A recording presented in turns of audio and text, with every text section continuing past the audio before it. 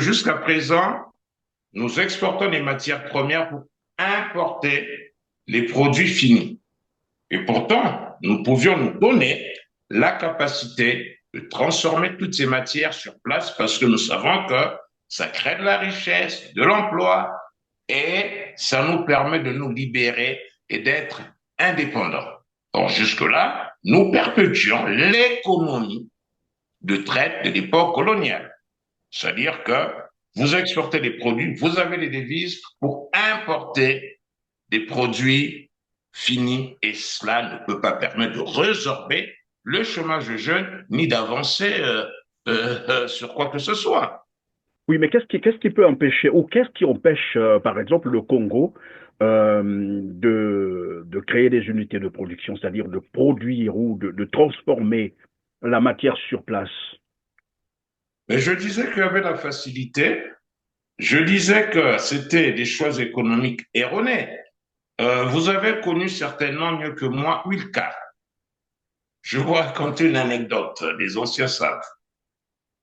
Wilka produisait de l'huile d'arachide. Il s'est avéré qu'il fallait acheter l'arachide sur place auprès des paysans de la Bouenza. Donc, les équipes ont travaillé, les dossiers sont arrivés jusqu'à la Banque nationale de développement, il y a eu un financement de prévu.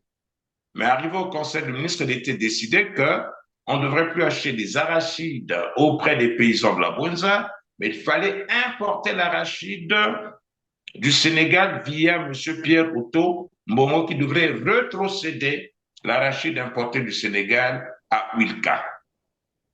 Est-ce que là, il y a une volonté vraiment de favoriser la production locale ou le développement? Non. C'est un système de prédation qui est mis sur place. Ce pas des élites qui sont là pour bâtir le pays, pour libérer le pays, mais des élites sont là plutôt pour s'enrichir au détriment du pays. En 45 ans du président Sassou, quelle est notre situation en matière de fourniture ou d'approvisionnement électrique? Quelle est la qualité de l'eau au Congo? L'approvisionnement n'est pas bon, mais la qualité de l'eau, hein, je ne sais pas si vous avez remarqué, laisse à désirer. Et ceci explique même la recrudescence de certaines maladies. Et je regardais d'ailleurs dans les statistiques, les Congolais meurent non pas seulement du diabète, mais de plus en plus d'insuffisance rénale. Pas parce que nous consommons beaucoup de sel, parce que l'eau que nous consommons est impropre. Et c'est un impact sur nos reins. Donc l'État est dans l'incapacité, malheureusement, de répondre aux besoins primaires de la population. Or, l'eau potable, l'électricité sont des besoins fondamentaux pour l'humain.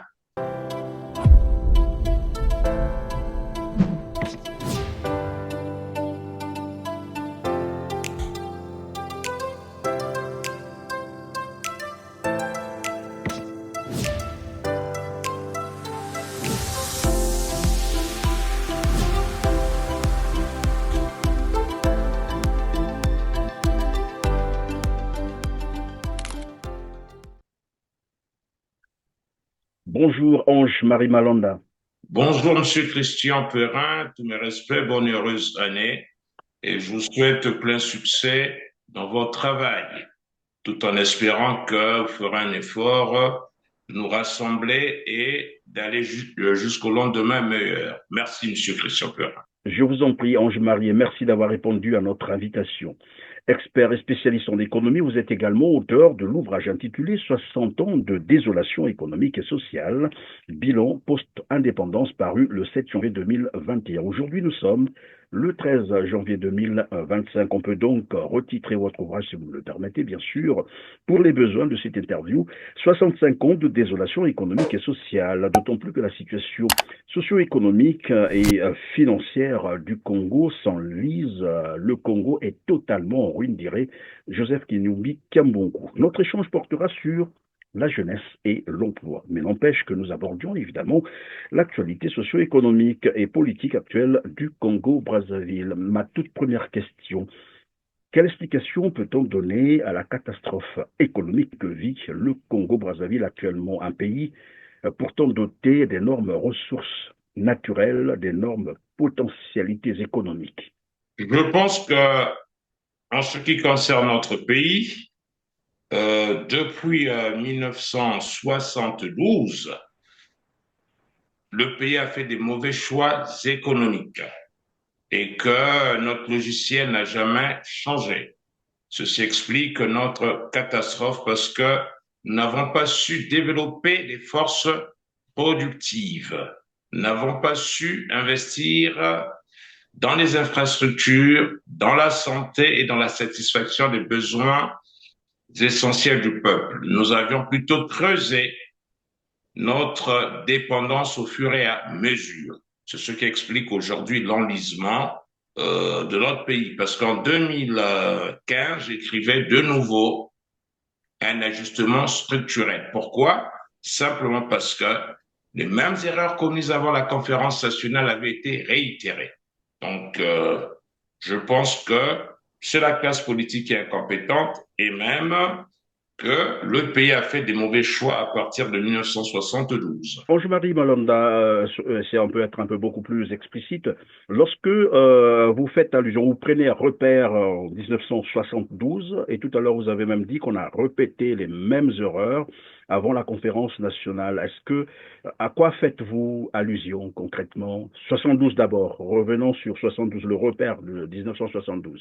Bon, mais vous savez, dernièrement, je discutais avec quelqu'un, je lui disais que le pays produisait par exemple du riz sur place, le café, le cacao, ainsi de suite, mais aujourd'hui, le pays ne produit plus rien.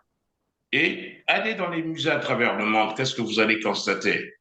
Que le pays était capable de produire les couteaux, les haches, ainsi de suite. Mais aujourd'hui, nous avions ruiné notre capacité de production parce que nous avions préféré l'endettement, on a préféré mettre les jeunes de côté au lieu de leur imposer de travailler, de produire. Or, ce qui fait l'économie d'un pays, c'est d'abord la production.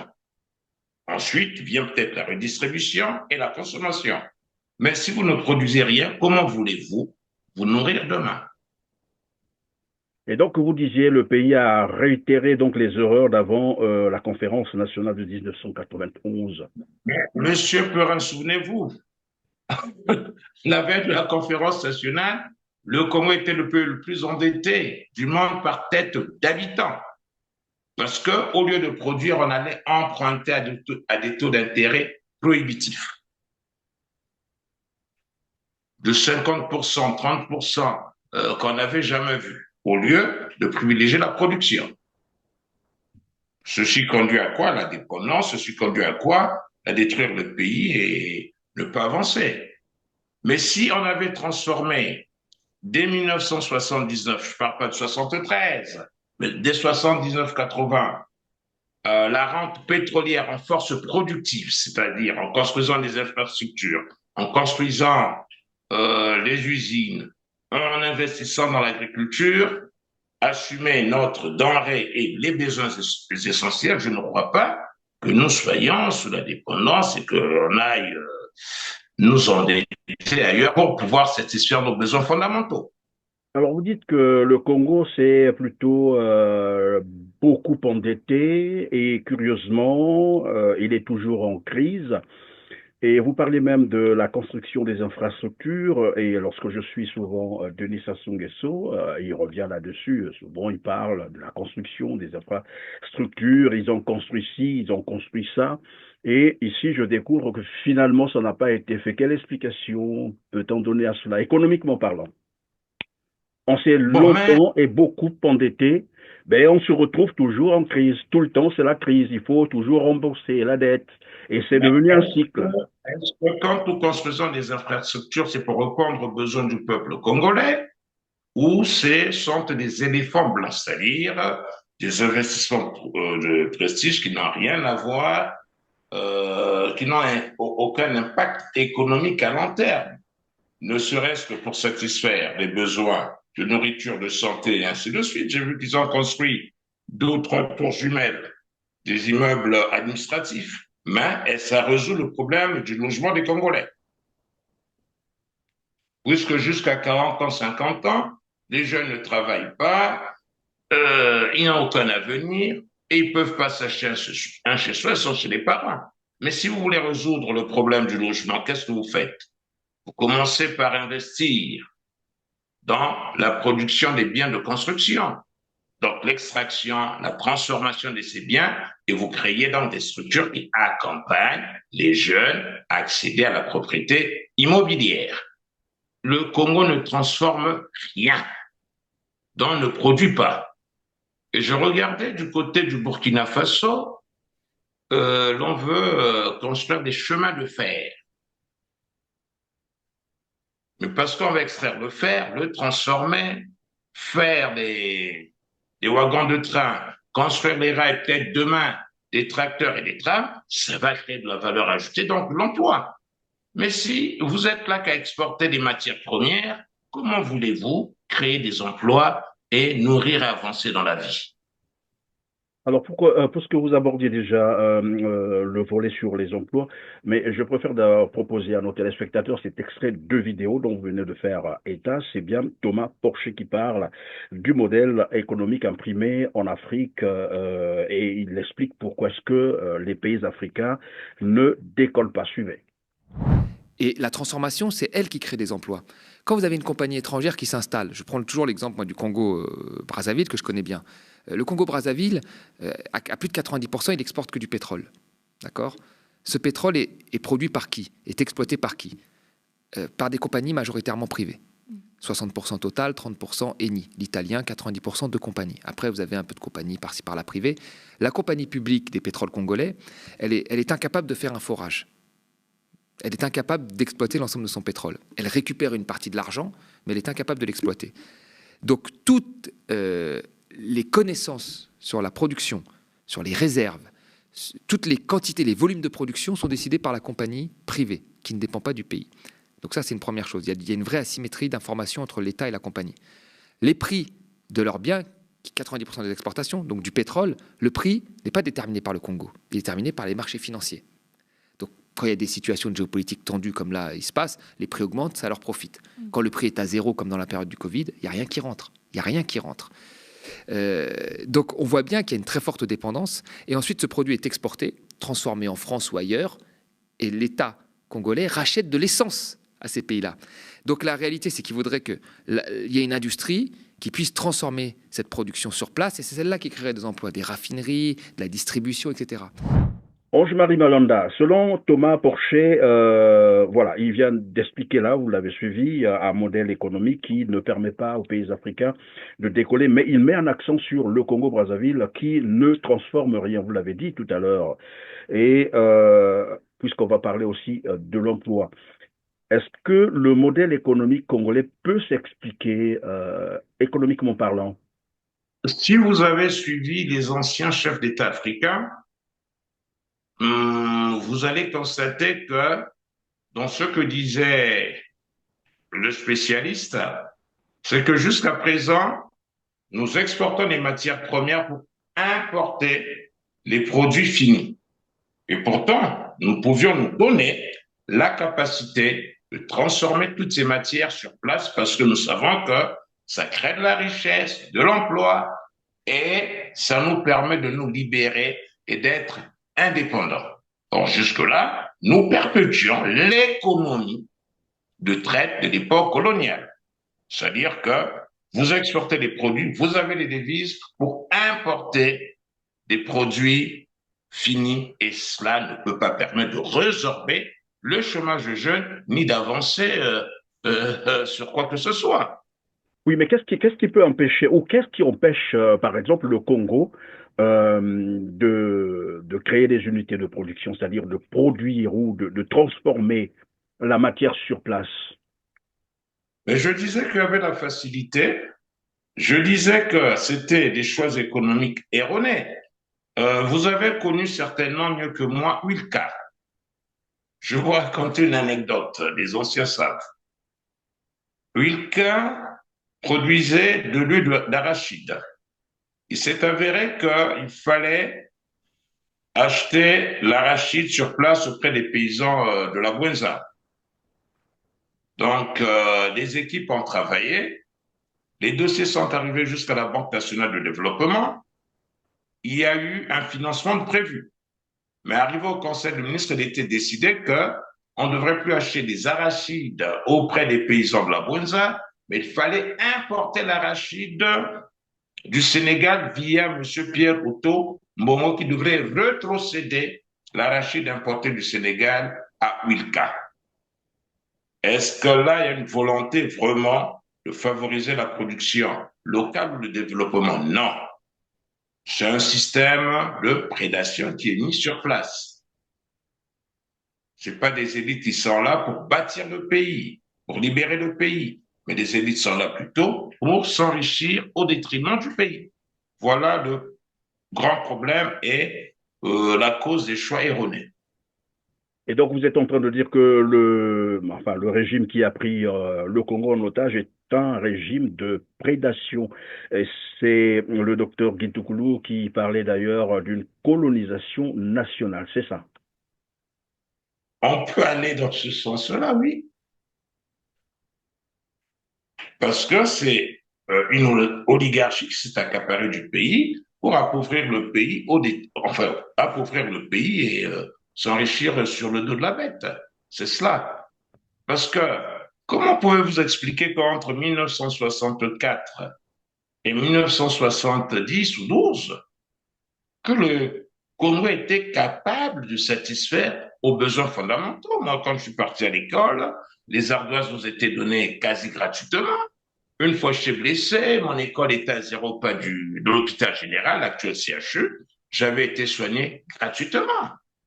Il y avait peu de moyens, mais il y avait une espérance et il y avait une production. Aujourd'hui, le Congo produit quoi en dehors du pétrole, en dehors de l'extraction des mines? Puisque même le riz nous l'importons. Depuis la disparition de l'ONCPA, que ce soit le café ou le cacao, ils viennent pas du Congo, ils viennent de l'extérieur. En fait, vous êtes en train de dire, Ange-Marie Malanda, j'allais dire, c'est juste un manque de volonté politique de faire des choses, c'est ça. C'est-à-dire, c'est un régime, comme vous l'avez dit tout à l'heure, de prédation qui est arrivé pour s'enrichir au dos des Congolais. Il n'y a pas de volonté pour améliorer les choses, pour améliorer la vie, puisque la preuve, c'est qu'aujourd'hui, les Congolais manquent de tout ou presque, pas d'eau potable, pas d'électricité stable, on ne le rappellera jamais assez, la santé, on sait ce que ça donne aujourd'hui, les hôpitaux en lambeaux, voilà, l'éducation pareil, et même les voiries urbaines, voilà, et c'est pas moi qui le dis, c'est le Premier ministre Anatole Koliné Makosso qui l'a dit que plus rien ne marche, ils ne sont même plus capables de faire face comme qui dirait, aux charges incompressibles de l'État. Donc, ils sont venus pour s'enrichir et de manière illicite. Vous avez dit tout à l'heure. Oui, oui, je l'ai dit et je pense que vous avez raison de dire que même les besoins fondamentaux ne sont pas satisfaits. Prenons l'adduction d'eau potable. Et pourtant, il en va de la santé des Congolais. Et l'eau, c'est la vie. Moi, j'ai fait mes études en ex-Union soviétique, du temps où j'étais tout jeune là, et je regardais le plan Goëlro, qui a fait que les bolcheviks, en 10 ans, avaient électrifié l'Union soviétique, donc un peu de 22 millions de kilomètres carrés. Mais en 45 ans du président Sassou, quelle est notre situation en matière de fourniture ou d'approvisionnement électrique? Quelle est la qualité de l'eau au Congo? L'approvisionnement n'est pas bon, mais la qualité de l'eau, hein, je ne sais pas si vous avez remarqué, laisse à désirer. Et ceci explique même la recrudescence de certaines maladies. Et je regardais d'ailleurs dans les statistiques, les Congolais meurent non pas seulement du diabète, mais de plus en plus d'insuffisance rénale. Pas parce que nous consommons beaucoup de sel, parce que l'eau que nous consommons est impropre. Et c'est un impact sur nos reins. Donc l'État est dans l'incapacité, malheureusement, de répondre aux besoins primaires de la population. Or, l'eau potable, l'électricité sont des besoins fondamentaux pour l'humain. L'électricité ne serait-ce que pour conserver notre nourriture, mais l'électricité aussi parce qu'il a un effet multiplicateur. Mais Vous pouviez, Ange-Marie Malanda, est-ce que c'est comme j'ai dit tout à l'heure, c'est pas non plus une volonté finalement de détruire non pas seulement les Congolais eux-mêmes, mais aussi le pays, parce que tout le monde sait aujourd'hui que le Congo-Brazzaville est en crise, une crise multidimensionnelle, et alors que tout le monde est on appelle à la réduction du train de vie de l'État. Nous avons plutôt assisté dernièrement au remaniement ministériel avec, bien entendu, l'arrivée des nouveaux ministres dans un gouvernement déjà pléthorique. Je posais donc la question de savoir quelle interprétation donner à une telle réponse politique alors que c'est les mêmes qui parlent de la crise actuellement. Et pendant qu'on crie à la crise, on continue à poser des actes qui nécessitent évidemment des budgets supplémentaires. voilà, donc je disais que nous sommes dans une situation de management paradoxal. On connaît qu'il y a la crise, mais on fait le contraire. Est-ce que vous avez vu qu'il y avait cette volonté de réduire le train de vie de l'État? Je dis non, puisque le nombre de ministères a été maintenu en tant que tel. J'ai même constaté, je le disais dernièrement, que nous avions une inflation institutionnelle. C'est-à-dire, Mais vous allez voir dans la Constitution qu'il y a ces organes qu'ils ont prévus qui ne servent à rien. Bon, je vais commencer par les deux chambres du Parlement. Pourquoi ne pas garder qu'une seule chambre, qui serait par exemple l'Assemblée nationale? Ça ferait des économies. Vous prenez le Conseil national du dialogue, le Conseil du dialogue national, ça sert à quoi jusque-là? Et comparé avec les constitutions des institutions des pays même les très avancés, vous n'avez pas toutes ces institutions. Mais toutes ces institutions-là viennent grever le budget de l'État. Ça vient augmenter, ça vient affaiblir l'État. Là où on devrait faire des économies, il faut payer. Et vous avez même remarqué que fin 2024 là, le nombre de régions va augmenter. Donc, c'est plus de sénateurs, plus de députés, plus de conseillers locaux, mais il faut payer tout ce monde-là et l'État n'a pas les moyens. Mais quand même, on continue à faire comme s'il n'y avait pas un problème. Donc, volonté délibérée de détruire le tissu économique, de se détruire soi-même par le pouvoir. et donc, comme je le disais tout à l'heure, finalement, c'est une volonté en fait, manifeste de détruire carrément le pays, puisque vous venez là de relever quelques exemples. Au moment où on parle de la crise, on continue à créer des postes budgétaires, s'il faut le dire comme ça. Et ceux qui ont osé critiquer, évidemment, cette gestion hasardeuse, chaotique, il faut le dire comme ça, c'est le cas de Joseph Kinyumbi Kiambongu, a été débarqué finalement de son poste de deuxième secrétaire de l'Assemblée nationale. Et nous avons aussi le ministre Jean-Baptiste Andaï qui vient d'être débarqué simplement pour avoir demandé le transfert finalement de la caisse de l'État au trésor public, ce qui est normal. Mais là, il vient d'être débarqué. Et moi, je voulais comprendre avec vous quel commentaire faites-vous de ces actes posés, il faut le dire, par le PCT qui crie à la crise. Et lorsqu'on veut trouver des solutions à la crise, ben non, ces personnes sont, comme qui dirait, persona non grata, qui sont pas appréciées et on les débarque. Merci pour cette belle question. Pour moi, ils n'ont même pas critiqué, ils ont constaté un fait. Dans des pays qui sont respectés, quand l'argent de l'État rentre, ça va au trésor public, non pas par la poste, même si c'est une structure de l'État. Les principaux outils de l'État pour sa politique économique et monétaire, vous avez la Banque centrale, donc dans notre cas la BEAC, au niveau national, vous avez le trésor public. C'est par là que rentrent les deniers de l'État.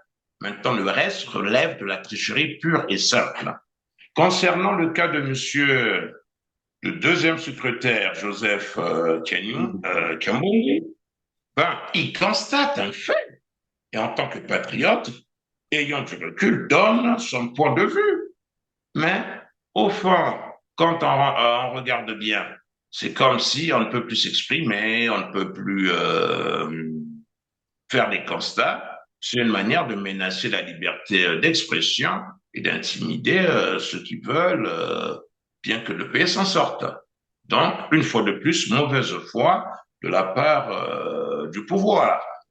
En cette période, normalement, on devrait écouter tout le monde, rechercher des solutions et ensemble sortir le pays du gouffre.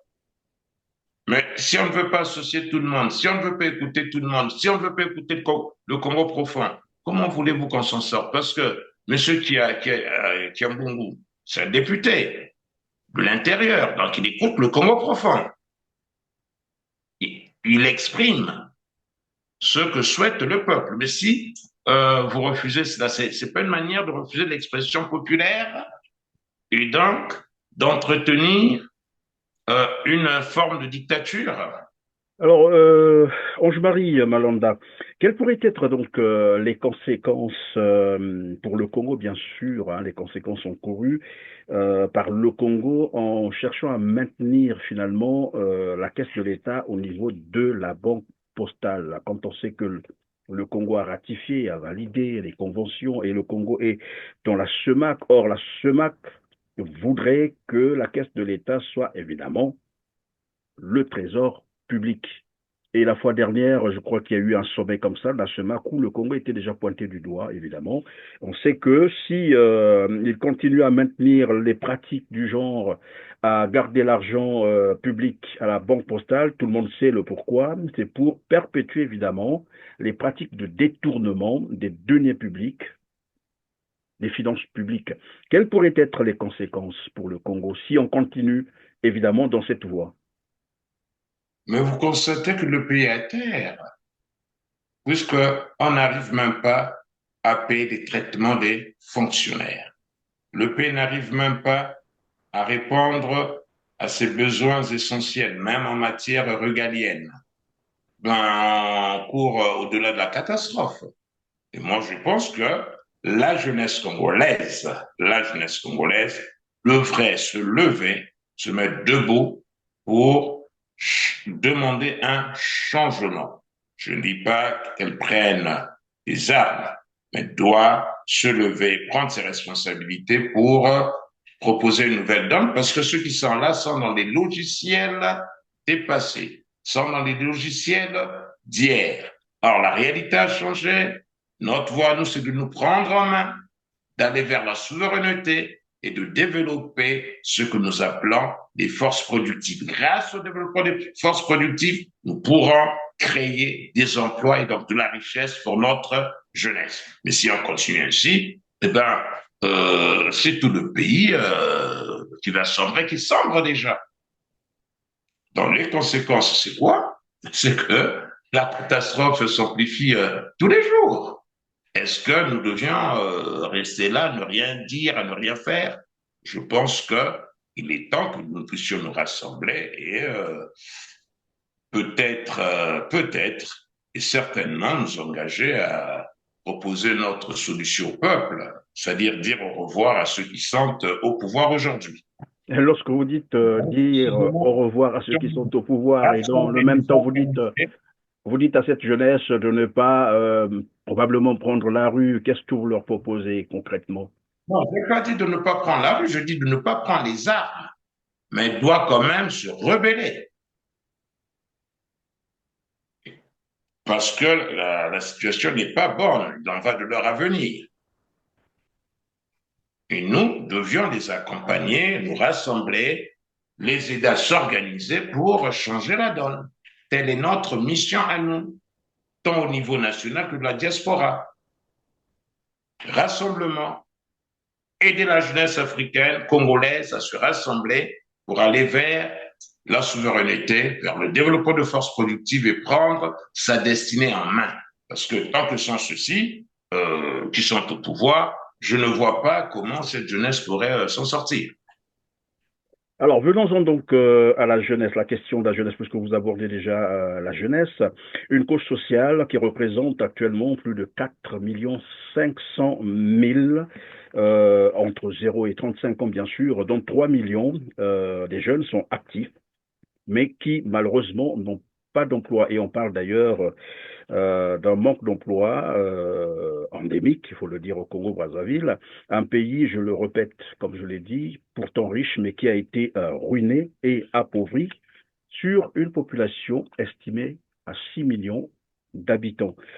Et on parle de l'année de la jeunesse depuis l'an dernier, donc 2024. Et après, bon, ils ont trouvé des astuces pour expliquer que ça pouvait s'étendre à 2025-2026. Or, nous savons que le Congo-Brazzaville compte, à tout casser, 100 000 fonctionnaires, tous secteurs confondus. D'accord? 60 000 la fonction publique, 40 000 dans le secteur privé. Et on parle de la création de 200 000 emplois. En pratiquement, il ne reste qu'un un an et demi, puisqu'ils ont dit 2025-2026. Est-ce que vous trouvez cela réaliste? Alors, tout à l'heure, quand nous avions commencé l'émission, j'avais dit que déjà la veille de la conférence nationale, nous connaissions les mêmes problèmes, puisqu'on nous parlait déjà des diplômés sans emploi. Oui. Et d'ailleurs même, dans ma génération, il y a eu des camarades qui ne sont jamais rentrés au pays, sinon qui sont rentrés, qui n'ont jamais travaillé, tout simplement parce que l'appareil productif avait été grippé. Et donc, je ne vois pas quand vous mettez de l'argent au service de la distraction, pas de la production, que vous puissiez créer des emplois. Moi, je ne crois pas. L'emploi se crée parce que vous voulez produire. L'emploi se crée parce que vous voulez accompagner. L'emploi se crée parce que vous voulez aller vers votre indépendance économique. L'emploi ne se crée pas en important ou en allant s'endetter. Moi, je ne crois pas ça. Et depuis les ajustements structurels, qu'est-ce que vous avez constaté? Dans toute l'Afrique, quels sont les secteurs qui ont recruté ces derniers temps? Ce pas des secteurs qui produisent, c'est l'armée qui a, enfin la force publique qui recrute le plus. Sinon, l'autre destiné à la jeunesse africaine, notamment congolaise, c'est de devenir taximène. Mais moi, je pense que si nous pouvions mettre les moyens au service de la production, c'est-à-dire ne serait-ce que développer les huileries, ne serait-ce que relancer l'agriculture avec la riziculture, le manioc, la pêche en créant une école de marins, pêcheurs, et ainsi de suite. Nos poissons meurent de vieillesse. Est-ce qu'on ne peut pas former ces jeunes à pêcher ce poisson et à le transformer que d'importer la sardine du Maroc ou d'ailleurs? Si on n'est pas capable déjà de faire tout ce que vous venez là de rappeler et que dans le même temps, déjà dans les années 2012, hein, par là, on annonçait déjà un Congo émergent 2025, nous y sommes, 2025, et tout le monde constate que finalement, l'émergence c'est même un gros mot, parce que finalement, les structures n'ont pas été préparées, rien n'a été fait évidemment pour faire du Congo un pays émergent. Où est-ce que ça a dû clocher finalement? Vous avez soulevé un point, on ne s'est pas donné les moyens d'aller vers l'émergence, ne serait-ce que en électrifiant le pays pour pouvoir baisser les coûts de production en matière d'électricité. On ne s'est pas donné ces moyens. Nous n'avions pas créé des écoles polytechniques publiques, ni des écoles professionnelles techniques. Et nous n'avions pas mis les moyens dans la production. Tout était clair et net que le Congo n'irait pas à l'émergence. Parce que quand vous voulez aller à l'émergence, vous faites quoi? Vous mettez à construire des infrastructures physiques, sociales, ainsi de suite. Vous formez les cadres, mais vous mettez le paquet dans la production. Je vois le Burkina Faso en ce moment, c'est pas un success story, mais le président dit, mais au lieu d'appeler les étrangers à venir construire, à importer des trains et fabriquer des rails, nous voulons les produire sur place. Mayoko, jusqu'au Gabon là-bas, si vous remarquez, il y a des gisements de fer. Mais est-ce qu'il vaut mieux exporter ces gisements de fer bruts ou plutôt faire en sorte que ces gisements de fer répondent aux besoins de l'économie congolaise en fabriquant les rails pour pouvoir construire nos chemins de fer? Ça va donner des emplois. En fabriquant des trames de train, ça donnera des emplois et tous les métiers connexes autour des chemins de fer. Vous donnez ça, je sais que vous le suivez aussi, hein, parce qu'à la place finalement de l'émergence, il dit avoir privilégié la paix au Congo-Brazzaville. Il a travaillé pour la paix. Comme quoi les autres domaines pouvaient attendre parce qu'il fallait d'abord restaurer, comme tu dirais, ramener la paix au Congo-Brazzaville. Qu'est-ce que vous en dites?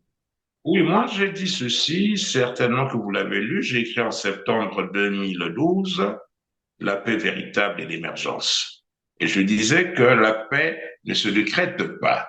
Et la paix ne s'arrête pas au crépitement des armes. Mais la paix, c'est aussi la volonté d'assurer une belle vie sociale pour les Congolais, c'est-à-dire qu'ils puissent manger à leur faim, être bien soignés, faire des bonnes études, être bien vêtus et bien logés. Mais si vous avez des gens qui meurent pour 2 euros parce qu'ils ne peuvent pas s'acquérir leurs produits pharmaceutiques, vous croyez que c'est la paix?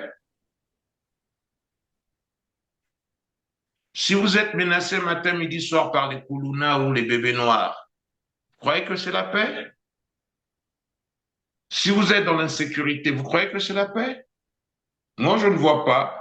Ou même quand les familles n'arrivent pas à se nourrir, ça aussi c'est un problème. Et ce sont les faits, là. C'est une réalité au Congo. Voilà. Donc, moi, je ne vois pas en quoi, pendant 25 ans ou 30 ans, on investit dans la paix. Non, non, non, non, non. Si on avait investi dans la paix, on n'aurait pas cette insécurité d'aujourd'hui. Et les familles seraient pas là en train de commander matin, midi, soir un sou à la diaspora. Nous étions là dans les années 70-80, mais nous n'attendions rien de Paris parce que il y avait une espérance, les gens travaillaient, ils pouvaient subvenir à leurs besoins, ne regardaient pas l'extérieur. Mais aujourd'hui, tout le monde compte sur le parent qui est à Paris, donc il n'y a pas de paix. Surtout si vous ne savez pas, enfin, surtout si vous ne savez pas ce que vos enfants vont manger demain. Tant qu'il n'y a pas cette paix des esprits, il n'y a pas cette paix sociale, il n'y a peut-être pas la paix civile parce que je ne peux pas partir la nuit de Mikalo à Bakongo à pied sans risque d'être menacé, soit couper la main. Donc moi, je ne vois pas où est la paix. Alors, Ange-Marie Malonda, on va aller vers la fin de cette émission. Revenons sur la jeunesse et l'emploi, parce qu'évidemment, c'est là le volet principal. Vous savez que le Congo-Brazzaville vient là de fixer, je crois, le prix du baril de pétrole à 74 dollars. Je vais proposer d'abord à nos téléspectateurs un reportage et on revient sur le plateau pour le commentaire suivant. La moyenne trimestrielle des prix des hydrocarbures au titre du 4e trimestre de l'année 2024 est fixée à 74,418 dollars par baril. C'est ce qui ressort de cette réunion de fixation des prix où les acteurs du secteur pétrolier ont planché pendant 3 jours sur l'analyse de la dynamique du marché international. Les moyennes trimestrielles pondérées aux productions de ces différentes qualités en dollars par baril sont les suivantes.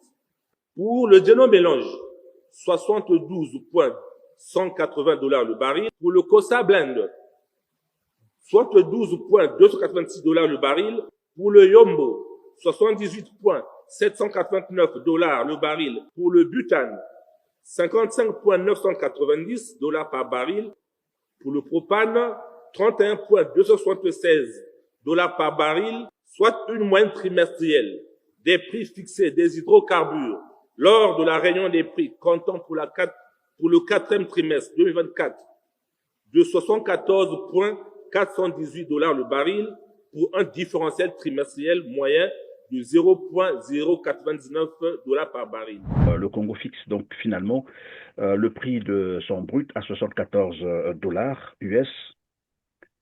Et nous savons qu'en 2024, nous étions encore à 84 dollars par là. Et 2021, tout le monde sait, le pétrole s'est vendu jusqu'à 115 dollars le baril. On n'a pas pu créer les emplois. Et là, nous savons que cette baisse du prix du brut risque de mettre du temps. Et ça avait été annoncé par la Banque mondiale. Ça risquera de durer 2, 3, voire 4 ans. Et nous savons que là, le gouvernement va commencer à crier pour dire, ben, vous l'écoutez, le prix a baissé, etc.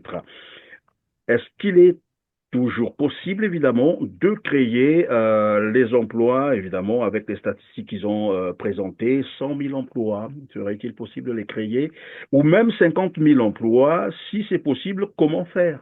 Avec de la volonté, on peut créer des emplois. Je regardais tout à l'heure les prix du pétrole à l'instant T.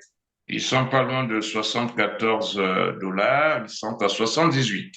Donc, une différence de 4 points. Mais nous avions un ministère de la planification et un ministère du budget de l'économie. Et si nous avions la volonté, nous pourrions créer autant d'emplois, ne serait-ce que dans l'agriculture, dans les industries légères et même dans le petit commerce. Mais il n'y a pas cette volonté. Puisque quand le pays était dans les grâces, dans les vaches financières alors. Voilà, sans effort, on s'est retrouvé avec une capacité de financement. Nous n'avions créé aucun emploi. Et aujourd'hui, les prix baissent. Je ne crois pas que l'État ait la possibilité de créer des emplois. Mais avec la volonté, l'État peut créer des emplois. Puisque dans les années 60, 70, on n'avait pas tout cet argent, tous ces budgets, mais des emplois étaient créés. Donc, je redis, c'est un problème de volonté, de vision et d'engagement politique. Vous me dites qu'un pays émergent, ainsi de suite. On ne nous avait pas promis l'autosuffisance alimentaire en 2000. Est-ce que nous y sommes? Santé pour tous, eau pour tous, voilà, il y a eu tous ces programmes-là. En 2000, est-ce que nous y sommes? Pays émergents, est-ce que nous y sommes? Nada, il n'y a rien. Ce sont des coquilles vides, on le dit, mais derrière, on ne fait pas, on n'agit pas. Or, ce n'est pas en regardant une belle femme qu'elle tombe enceinte, encore il faut agir. Et agir, c'est déjà se dire, bon, on va construire, on va électrifier le pays, on va donner l'eau potable aux populations. Mais nous allons aussi faire en sorte que les denrées alimentaires ne soient plus importées, nous pouvions les transformer sur place parce que les poissons meurent de vieillesse dans nos eaux. Et que le pays a des terres arables, mettant les moyens, accompagner ceux qui veulent, ainsi de suite. Quand vous mettez 12 milliards pour organiser une manifestation culturelle et les banques ferment, vous croyez que le pays peut avancer à ce rythme, on peut créer des emplois? Si j'ai bien compris, depuis qu'on a commencé cette interview, vous êtes en train de nous dire que le gouvernement qui est là ne sert à rien. Il faut absolument le mettre dehors et d'urgence. Je vais l'assumer, c'est cela. Ange-Marie Balanda, nous sommes à la fin de cette émission. Je vais vous laisser les quelques secondes qui nous restent pour conclure, bien sûr. Probablement que vous avez une préoccupation dont je ne vous ai pas posé la question. Bon, mais notre préoccupation, c'est quoi? C'est que nous puissions nous rassembler pour aider la jeunesse à transformer les choses grâce aux investissements dans le domaine productif, grâce à la reconquête de notre souveraineté et favoriser sa formation. Mais ça ne passera pas avec ce gouvernement. Il faut changer les équipes et le logiciel. Voilà ce que je peux dire.